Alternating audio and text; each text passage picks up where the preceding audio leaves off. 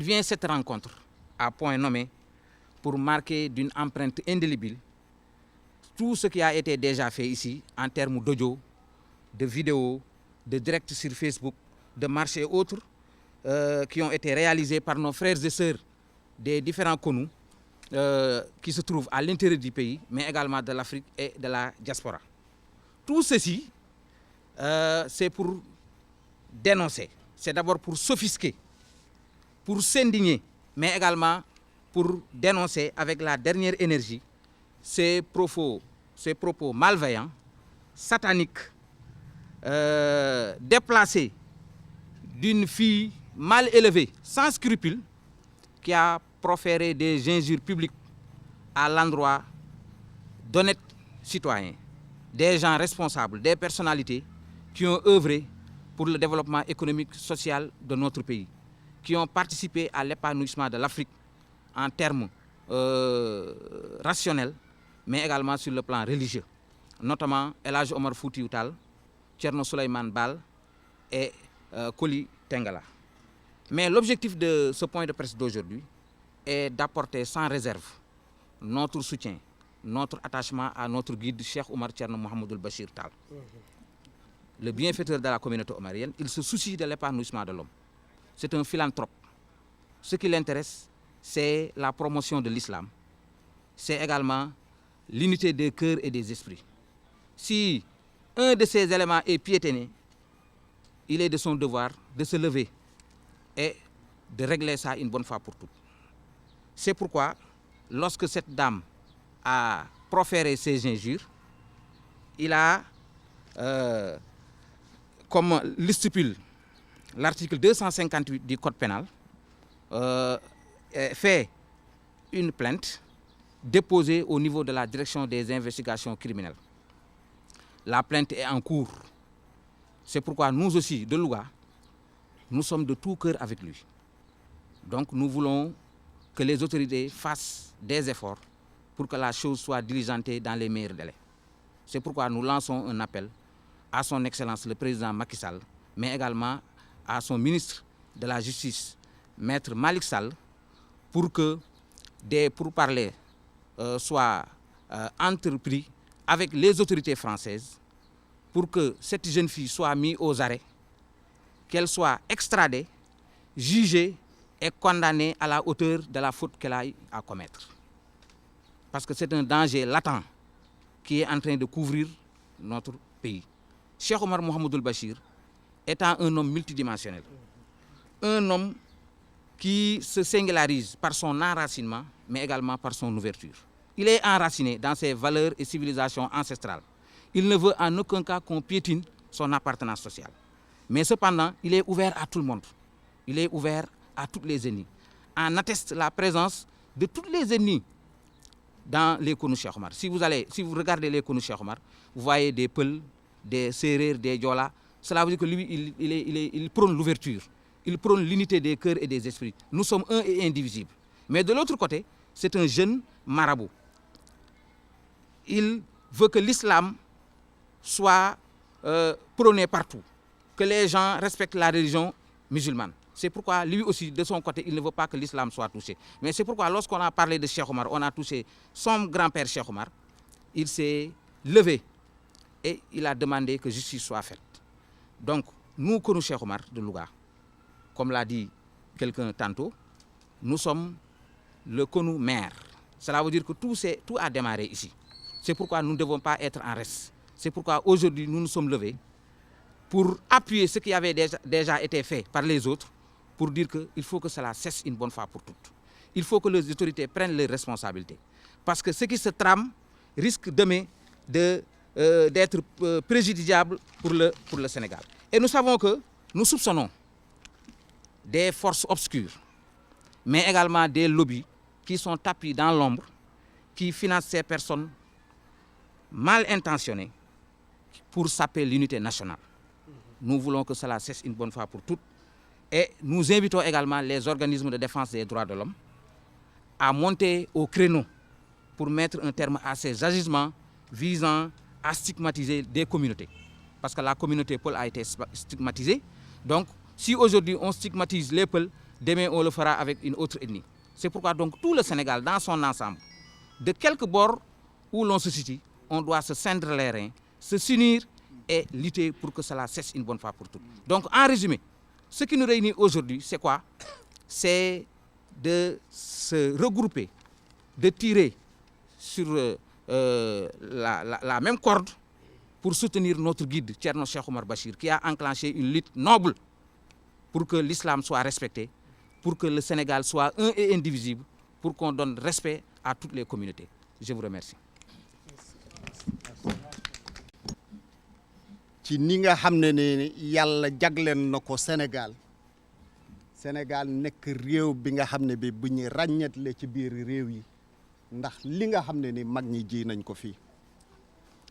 ñu yëkkati suñuy kaddu naam sax ba mbir ma tàmbalee jotoon nañ yëkkati kaddu ci tur kënu Louga ñu jaarle ko ci chargé de communication bi muy Chérif Ben Oumar Ly mu waxoon si suñu gis-gis ak suñu xalaat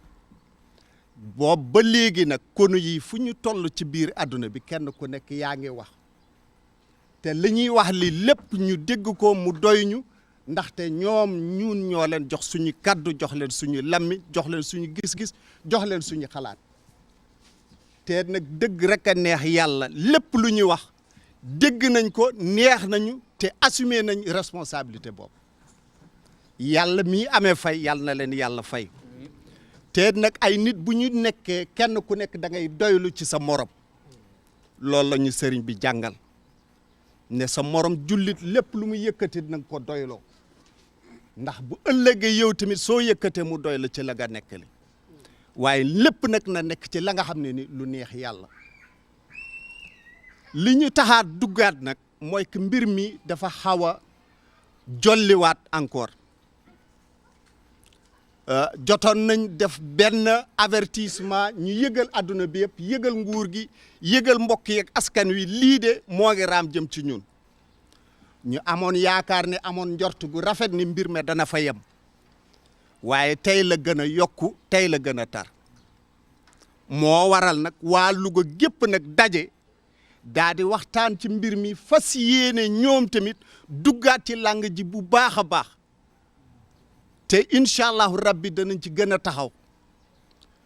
lu waral lool dafa am soxna si nga xam ne si ab xale bu ndaw la buy jóg rek ay nit ñi nga xam ne ni ay lobby yu doy waar comme ni ko Chérif waxe ñoo nekk seen gannaaw ñu daal di jóg am seen pexe ak seen xalaat ndax ne Sénégal xam nañ ni lu ko lal mooy diine la Sénégal ak diversité yu fi am yëpp askan yëpp benn bopp lañ ñoo bokk ndey ñoo bokk baay Sénégal li nga xam ne nii moo ko ràññetle ci yeneen pays yi mooy que sénégalais boo gis pas-pasam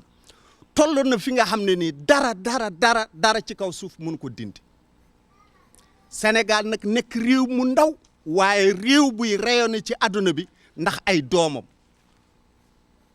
doom yooyu yëpp foo leen tuddee ñu ne la wax xayartu foo ne xaadim rasul ñu ne la wax xayartu boo ne Seydi Hadji Malick ñu ne la wax xayartu maam Limaamu wax xayartu rawatina nag Cheikh Oumar al Foutiou nga xam ne ni l'islam bi moom moo ko suuxat ba Afrique gi ñun ñëpp ñu mën cee jote yàlla nañu ko yàlla fayal ñu gis nag lobby yooyu utiliser ab xale bu ndaw ndaxte nag xam nañ ni Afrique soo ko bëggee bëtt da ngay jaar ci buntu ba du fenn lu dul Sénégal te ku bëtt Sénégal rek daal di dugg ci biir Afrique muy seen première njàngat deuxième njàngat bi mooy que ni bépp diine boo fas yéene lal ci biir Afrique fala budd nga dinde diine l'islam te diine l'islam sax na samp na tànkam ci biir Sénégal te dootul dañet ba abadan boo jëlee tamit population Afrique foo dem ci biir Afrique fépp foo taxaw rek pulaar soo yëkkate benn kàddu pulaar rek gannaaw lang colonisateur yi da nga gis ko la tontu kon askan pël nekk la nga xam ne askan bi nga xam ne ni suñu borom moo ko baaxal tasaare ko ci biir Afrique ñu daal di ne askan pël yooyu nañu dugg seen biir tasaare leen ñuy féewaloo ñuy xeex guddeeg bëccëg bu booba ñu mën a def lu ñu bëgg nañu dugg ci diine gi ndaxte nag kër diine yaa ngi ci biir Sénégal nañ leen féewale tas leen dindi seen orma ci seen kilifa yi ñu mën a àggale suñu mission waaye nañ dugg Sénégal te xam ne ni Sénégal buñ ko fa tàmbale buñ fa sampee suñu mission rek suñu lépp sotti na waaye dañoo fàtte ni réew mi mag ñi dañ ko ñag démb te tey ñëwul mag ñi liñ fi def ci ñaan moo waral suuf si barke rek fi mën a génn askan wi barke rek ci mën a nekk ñu fiy judd ñu fiy mag seen ruu seen xol seen deret lépp l'islam lay doon te dootul dañ ba abadan kon nag suñu visé Cheikh Oumar al Foutiou dañoo xam ne ni kooku jàmbaar la ci biir l'islam ba waaye la bunt la pour nga mën a jot yeneen tarixa yi ak yeneen diine yi waaye nag Cheikh Oumar al Foutiou yàlla may na ko loo ko bañ loo ko iñaane yàlla may na ko la nga xam ne dootu ko nanguti ba ilaa yow mi din lu sa xol tàng-tàng ak lu muy métti yàlla du la may mukk nga tiim ci kaw bàmmeel Cheikh Oumar al Foutiou abada du mësa am léegi ñu am njaaxle gi nga xam ne bi ci suñu réew lañ ko nemmee ko ndax ma yaakaar ne réew lépp lu koy sàmmal intégrité am nationale wala lépp lu koy sàmmal diineem wala lépp lu koy sàmmal jàmmi réewam nguur gu nga nekk ca réew ma war na ci xar tànk tubéem yàlla dogale tamit Sénégal am ak France relation yi nga xam ne xale buy soog a judd tey mën na la wax jàmm di nekk diggante Sénégal ak France ndax jàmm jooj dem na ba kenn ku nekk sañ nga dem intervenir ci sa réew morom def la ngay def ba noppi soog a régler sax les procédures administratives kon donc diggante Sénégal ak France jàmm rek ci nekk dëkkandoo gu rafet ci nekk lu baax rek ci nekk dama ñoo gisul li waral boobu ba léegi nguur Sénégal yëkkatiwul lii nga xam ne moo ngi xewee ci biir réew France te buñ ci waxtaanee gouvernement France loolu antu ñaareel bi ma dama yaakaar ne nguuru Sénégal xamuñu message Thierno Cheikh Mouhamadoul Bachir est-ce que Thierno Cheikh Mouhamadoul Bachir wa xayartu Thierno Cheikh Mouhamadoul Bachir gis nga nu mu fonke diine bi nu mu fonke l'islam bi nu mu fonke askan wi noonu la fonke réewam di Sénégal noonu tamit la ormale nguuru Sénégal waaye tamit noonu la ormale justice sénégalaise xam askanam xam ay taalibeem xam diine bi nekk ci biir Sénégal moo waral mu xam ne lii su jógee mën na jur lu mu warta jur ci yar ja ca maandu ga ak ca xorma ba ak yéene Sénégal ndam ak jàmm mu defar benn plainte naj daayiram yëpp naj jullit yëpp ne bu kenn yëngatu nañ ko teg ci loxo état Sénégal kon kay kook wax dëgg yàlla ormal na réewam wax dëgg yàlla xam na ni force reste à la loi ndax jox na leen seen gëdd ba mot sëkk ka nga xam ne nag liggéey ne lépp ba mu antu mu daal di xaar ba ci inauguration bi mu jël ciseau teg ko ci plateau d'argent nee la kaay rek coupé rideau bi nga lank waaw wala am réew mi ñu jiite ñi bokkutuñu Sénégal wala bokkutuñu ay sëriñ wala bokkutuñu ay maam lu xew ba boobu ba léegi lii ñu teg ko seen loxo te nag mu nekk seen wareef mu nekk tamit la nga xam ne ni ñun sañ nañ ko laaj suñu réew c'est notre droit le plus absolu lu tax boobu ba léegi loolu amul kon mbir mi jar nañu xoolaat tuuti li waral la nga xam ne ni mooy léthargie état du Sénégal ndaxte nag jàmm ak relation cordiale am na diggante Sénégal ak France waaye tamit Thierno Cheikh Mouhamadoul Bachir li mu liggéey lépp respect ci état am ak nguuram ak justice am tegal na leen lépp sur un plateau d'argent waaye boobu ba léegi dara antuwul te man mu wóor ma ni Ceerno Cheikh liggéey na ay konu yi nga xam ne ni foo dem ci àdduna bi ñoo ngi fay tasaar gis ngeen ndaw sii di wax konu yaa ngi koy surveiller guddeeg bëccëg la nga xam ne ni sax géex na ko ci néegam xam nañ ban heure la ko defee ak kañ la ko def ñu muy liggéeyaat ndul kenn ku nekk xam nañ ko xam nañ ni moom pare na bu dëgg rek neexee yàlla xam nañ ni pare na xam nga lu tax parce que askan woo gis yàlla da ciy génne asaka dafay amay nit ñi nga xam ne ni yàlla da leen di alak waaye nag ci ab xeet la ñuy jóge parce que nit du jóge ci hasard ñële ci seen xel mu gàtt ñi daal di ne puisque bëgg nañ détruire tukulóor yi nañ jël ab tukulóor ne ñoom nga xam ni seen mbokk la ñu utiliser ko mu jaar ci ñoom waaye ñun ñëpp xam nañ ni ba muy tàmbali ba muy def discours yi olof la doon wax tax nag xam nañ ni du olof tukulóor la parce que dañ ñoo bëggoon a booleeg olof yi ñoo lank ñoo bañ te duñ ci dugg soxna soosit man dam kaa yërëm parce que nit ka nga xam ne ki amoo fit amoo courage jàkkaarloog nit ñi wax ak ñoom maadaam jëfandikoo woo sinébar parce que ki ko gis muy wax da ngay xam ne àndul ak sago muy benn ñaar kiy wax di saaga toujours dina lay wóor ne ni lu muy argumenté li munu ko ñaareel bi tamit li muy wax li xamu ko te attanu ko moo tax mu koy mottalee saaga waaye su ko munoon attanoon ko yenu mission bi comme nu mu ko waree kon waxam doo ci mës a dégg saaga parce que nag ay doomi aadama soo leen bëgg a xëcc ca la nga xam ne ni moom nga gëm da nga leen di tegal xel ak xalaat bu wóor ñu mën laa topp ñetteel bi tamit xolam moo ngi continuer di tàng parce que munul toog foo ko fekk moo ngi muti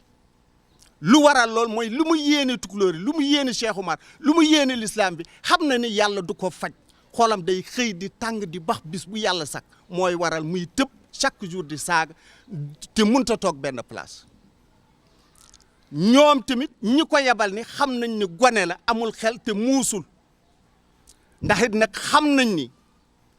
Sénégal diine gi fii mu toll xeet pël yi tamit nii ñu taxawee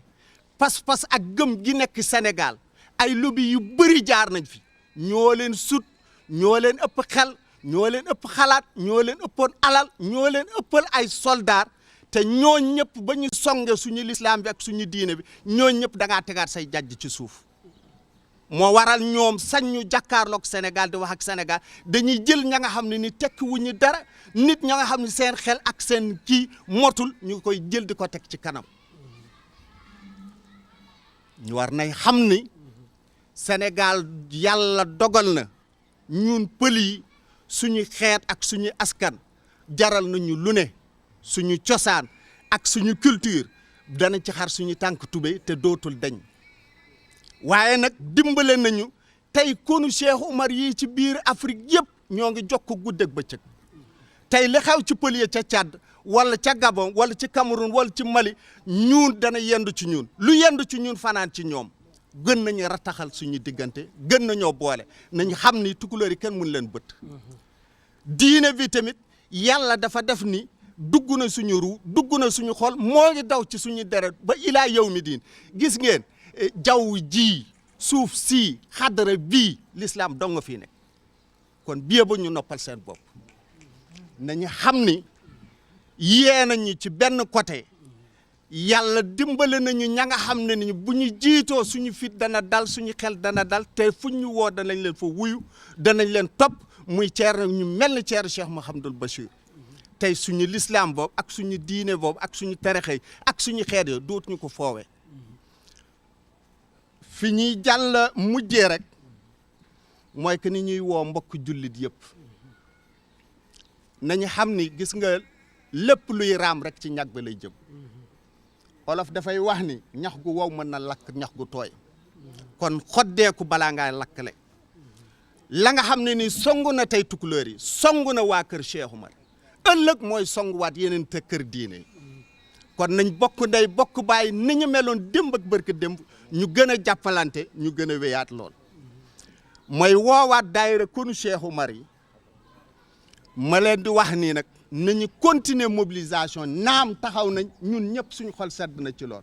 waaye nañu gën a taxaw te xam ni combat bi tàmbali na te lii la ñu gis li ci kanam rek la jëm te incha allah ñun ñëpp danañ gën a takkuwaat gën a mobiliser waat ndax combat bi dafay soog a tàmbali waaye jeexugul ñuy xamal Sénégal ñuy xamal mbokk jullit yi Konu Cheikh Oumar bu Louga ñoom ñëpp tey takku nañ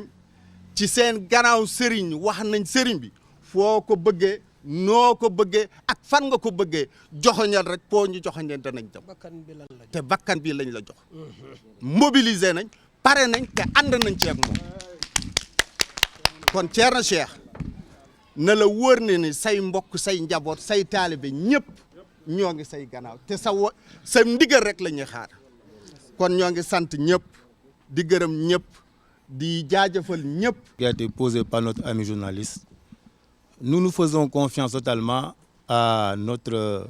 gouvernement parce que nous sommes dans un état de droit. Et nous savons aussi que les procédures judiciaires en général prennent beaucoup de temps parce que la justice a son temps qui n'est pas notre temps. Et que surtout ça, il s'agit d'une affaire entre deux États. Ce n'est pas une affaire qui est dans un État, mais c'est une affaire qui concerne deux États. Donc nous sommes convaincus que l'État sénégalais est en train de faire tout ce qu'il doit faire et on est conscient, on a de l'espoir que ça va aboutir vraiment dans un aboutissement dont nous voulons. Donc on fait confiance à notre justice. On n'a pas dit que l'État ne fait pas son travail. Nous sommes convaincus que l'État fait son travail. Nous avons vu des dossiers similaires qui ont été traités comme ça, qui ont pris du temps et qui à la fin donc, ont abouti donc, correctement. Donc nous sommes confiants et nous espérons vraiment que ce dossier-là trouvera un aboutissement heureux, en tout cas comme nous le souhaitons. su ko defee nga dama doon indi rek benn éclaircissement bu ndaw ci question bi mu laajoon waaye ma ñëw rek di wax ci maanaam tey li nga xam ne moo ñu fi andi gannaaw bi ma gërëmee santé ñi nga xam ne ñoo ma jiitu ci kàddu bi te wax fi li nga xam ne loolu lañ ko war a waxee ñun nag tey ñëwuñu fi pour tontu ay nit yoo xam ne dañoo jël ay wax yoo xam ni naka sudul noonu la jëmale ko ci l'islam bi wala ñu jëmee ko ci nitu diine yi ñoo ngi ñëw fi nag tey ñun en tant que Konu Cheikh Oumar bu Louga ci njiitu suñu sëriñ suñu wasila Cheikh Oumar Bachir Tall mi nga xam ne moom mooy suñu personne morale moo jiite Konu bi te it lim nu jàngal lépp mooy yar ak teggin ak jàmm te ci jàmm rek lay dox jàmm rek lay woote. ñu wax rek ne l'islam depuis bu mu wàccee am na léegi 1441 at lu topp ay détracteurs am ñi nga xam ne ay ennemis lañu ay mbañam dañ koo mus di xeex waaye kenn musu ci am ndam ba fi ñu toll tey naka noonu bépp nitu diine boo xam ne mus naa taxaw di liggéey l'islam wala muy jëmal l'islam kanam jàkkaarloo naag ay noonam jànkoo la ay noonam yoo xam ne ay noon yu am doole lañu waaye ba fi ñu toll tey jii di wax ak yow amul benn ci nit l'islam yooyu koo xam ni noot nañ ko moo tax tey ñii génn tey di wax ñooñu duñu ay mbër yoo xam ne mérité nu jàkkaarloo ak ñun ndax ku xam Cheikh Oumar koo xam ni armeem daana teg juróomi téeméeri ndab bu nekk ñeenti soldaar ñoo ciy nekk nga xam ni kooku kon armée bi mu yoroon du benn jigéen la doon xeexal wala benn góor waaye ay góor ay jàmbaar la doon xeexal kon tey du benn jigéen kese wala benn góor kese mooy ñëw jël ay rajo di wax war a ébranler maanaam kënu Cheikh Oumar yi wala muy ébranler waa kër Cheikh Oumar wala muy ébranler ethnie tukulóor ñooñu mérité ñu vraiment pour ñu leen di tontu te ñëwuñu aussi pour tontu leen ndax dañoo nekk dans un état de droit te mbir mi bu mu jubee suñu personne morale nga xam ne moo jiite daayira bi mooy Thierno Cheikh Oumar Bachir nga xam ni intellectuel la xam na bu baax fi muy teg tànkam teg na fa tànkam ba pare li ci des mooy kënu yi ci topp nag dañuy ñëw rek pour dooleel ko xamal ni ko ñoo ngi sa gannaaw bu fekkoon mbir mi maanaam lu ñuy jël ay jaase la wala lu ñuy jël ay yat la doo ci wéet dañ ko symboliquement lañ ko bëgg a wane nii rek waaye dañ ko bëgg a wane rek ñoo ngi ci gannaawam guddi ak bëccëg na xam ne lépp lu mu ci entreprendre sur le plan judiciaire rek ñoo ngi ci ànd ak moom te it noonu la war a demee parce que dañoo nekk wax naa la ko dans un état de droit te képp koo xam ne gis nga ni maanaam laal nañ la dara ci sa wàllu àq am nga foo ko war a ñaxtoo am na foo ko war a jooytoo te kenn warul fajal sa bopp donc am nañu confiance bu baax ci li ma la wax sànq ci suñu état parce que état de droit la am nañu confiance bu baax ci suñu justice ndax xam nañu temps wu justice bokkul ak suñu temps te it mbir mi du mbir moo xam ne biir Sénégal la nekk mais diggante ñaari réew la te it état bi il n'est pas tenu à révéler ses secrets am na loo xam ne su fekkee ne dafa nekk pendant à la justice mais kenn du ko teg maanaam ci place publique bi ni ñëpp di ko xam li ci am daal ba am mooy ñun am nañu confiance suñu réew am nañu confiance suñu justice te yaakaar nañu maanaam mbir mi dana am aboutissement boo xam ni noonu lañ ko bëggee bu ko defee nag ñu bëgg a wax rek ne Cheikh Oumar li nga xam ne liggéey na ko ci àdduna bi maanaam ñii ñuy wax ni ñoo yëkkati ay kàddu yu ñaaw di ko teg ci moom tuuti nañu pour yàq liggéeyam Cheikh Oumar boo toppee taarixam fa mu juddoo ci Halwaar nga xam ni weeru Ramadan lu juddu tasanteeg ñu war a koor mu gedd wenu ndeyam nampul ba ngoon jot heure dog mu doog a ndogu ba nit ñi mujj waa Fuuta ji boppam jàppe ko seen montre ci wàllu weeru koor ban heure la ñuy xëdd la ñuy imsaak jàpp bañ a lekk ak ban heure la ñuy xëdd ci ak liiram ci ak ndawam yaayam it am ay kéemtaan yoo xam ne feeñ na ci moom ci jamono jooju mu nekk tuut tànk ay kéemtaan di feeñ ci moom ba mu nekk ndawal yàlla def ci moom li mu def ci moom mu jóge Halwaar traversé sous-région africaine bi yëpp fu ne mu tukki fi dem ba Guinée dem ba Gambie Guinée Bissau Nigéria Niger dem ba Soudan jóge fa traversé dem ba Égypte dem ba Arabie Saoudite ca Makka gisanteeg Mouhamadul Ghali joxante woon ak rendez-vous fekk mu ngi fii moom mu joxanteeg rendez-vous kooku ni ko nag ma fekk maqaamu Ibrahim ñu te sante fa mu jox ko la mu koy jox ñu ànd ñoom ñaar mu dem tarbiwu fa ñetti at mu jox ko li mu koy jox def ko xalifatul Cheikh Ahmad Tidiane fil ard mu dellu siwaat fii ci Gharb Afriqiya tas diina ji taal këru diine yëpp te këru diine yëpp it dañ koo nangu kër goo fa dem rek am na xasida boo xam ne bind nañ ko fa ngir màggal Cheikh Oumar. Assalamu aleykum wa rahmatullahi taala wa barakatuh bandiraɓe julɓe on calminama on juurama ko adi fof eɗen jetta Allah no feewi kadi eɗen jekkita ɗo konngol e dow inde sehli men giɗo men ceerno men woni Cheikh Oumar Bachirou Tall sen jettiɗo konngol hannde koye dow inde makko kadi e dow yamirore e wonko dilli noon ko dillini ko dilli ko ɗum ummini men hannde Cheikh Oumar noon ko adi fof kala biyo mbimi e wimami ina andi hol Cheikh Oumar kadi neɗɗo so tawi woni juumani so wiyama kay ko Haalpulaar o haale ɗum ɗo ko haale Cheikh Oumar ko mbi sikki miijo yahani wiidemo wonde ko juumɗo walla ko baɗoni ala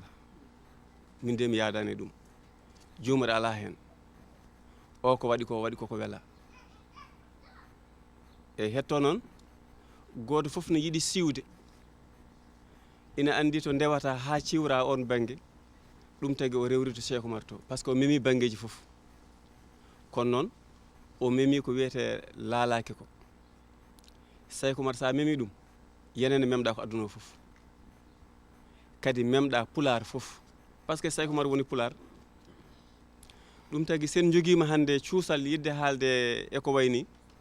eɗen gandi ko kalten ko ɗum en ngala hen ɓerɗe ɗiɗi Saykou Oumar ko Saykou Oumar Sénégal fof kadi eɗen gandi mo jaadoɗen e programme woni Cheikh Oumar Bachirou ko ummini ɗum ko wona bolle puyɗe ko ummini ɗum ko wona bolle puyɗe ummini ɗum ko ndigal ummini ɗum ko yamirore kadi gila ɓami umma yaade faade joni yahata tan ko eko rewi Allah jokki andam ko yo galle Cheikh Oumar yaaru yeeso yo gueɗe fulɓe ɓamtu yo hujjaji fulɓe jolto ko ɗum woni ko Cheikh Oumar Bachirou yahata ko ɗum woni liggey Cheikh Oumar Bachirou sa yimo e sa yiyanimo sa soynima walla haalama haala makko tan hay sa anda inde makko wi joltowo hujjaji fulɓe o tan ma andu ko Cheikh Oumar Bachirou minen ndi ko ɗum min jiiye makko min jiiye makko tan ko omo ɓamta gueɗe men fof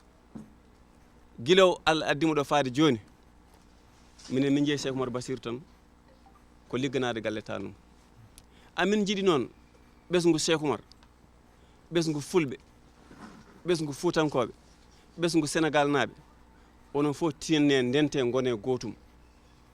hoto peccuɗe e ɗum ɗo gande ɗum ɗo ko ɗum ɗo enen fof ɗum ɗo wona ɗum ɗo mo ganduɗa goto fof ne fecco hen wona banggue goɗɗo o wona ga ala ɗum ɗo ko hunde nde ganduɗa onon fof foti ndendugo onon gotum kadi la seyema Cheikh Oumar Bachirou hande ko bammakko woni khalife général famille Oumar en fof so ƴetti konngol kaw wimo waɗa naggam e ko ganduɗa ko faye gueɗe Cheikh Oumar hay goto fotani wadde opposant yoro men guesa makko ha timma o waɗa hen ko foti wadde hen ko par ce que kanko yonta hande tagui mo yontade ko bammakko woni khalifa famille Oumar en fof so tani nende memi Cheikh Oumar hande memi ko ceerno Bachirou sa memi Cheikh Oumar memɗa ko ceerno Bachirou ɗum noon hade goɗɗo wullite to walla goɗɗo haalden kay an nde billo kay ko an itto haalde yimɓe nde o caggal ma walla ko kalɗa ko ɗum yimɓe kettoto an Cheikh Oumar Bachirou kala ko kalɗa hande ko faye Cheikh Oumar ko ɗum yimɓe poti hettade e kono noon wona Cheikh Oumar ne itta ngol ɗo konngol yaareni ɓeɗo gara mbaɗa opposé ko wonɗo min ɗum ɗon sinno ko sagam fuutankoɓe haalpulaar en fulɓe e ɓesgu Cheikh Oumar jaade e Cheikh Oumar jaade e Cheikh Oumar Bachirou ko ɗum woni ko ganduɗa ko yarinta men yeeso Cheikh Oumar de beraki ɗa tan windi kayit muɗum tan ganduɗa e gueɗe ɗe ganduɗa yahani hen ko ala kala ko jiiɗa ko ƴetti ko yamirore te kala ko ƴetti kadi